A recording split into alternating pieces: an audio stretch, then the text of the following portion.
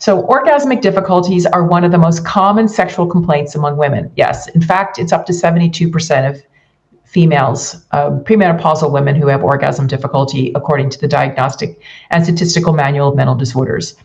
It says here, whereas models of sexual dysfunction propose that cognitive affective factors are involved in the development and maintenance of sexual difficulties, there is a need to examine how these factors are actually associated with orgasmic difficulties specifically.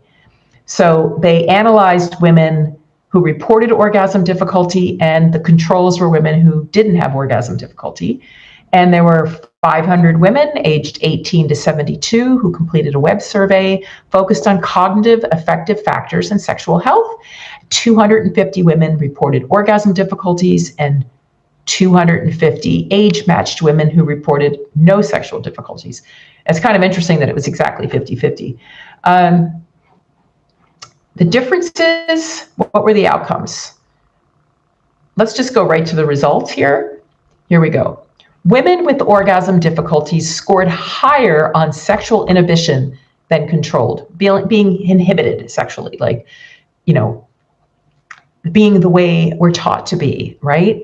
Being the way, like, a lot of religions teach women to be, like, modest. That doesn't work well for orgasm.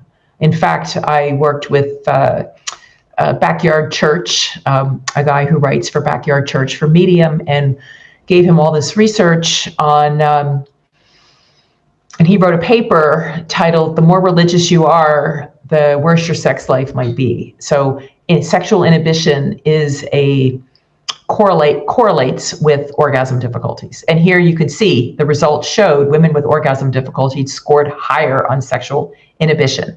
They also reported more negative automatic thoughts during sexual activity. We just heard that in the last study, the similar negative automatic thoughts concerning failure and disengagement, sexual abuse. Sexual abuse is one of the main, childhood sexual abuse is a significant factor in causing orgasm problems for women. That is well known in the research. Lack of affection from partner, women's passivity, being passive, letting her partner do what he wants to do and checking out. That does not work well.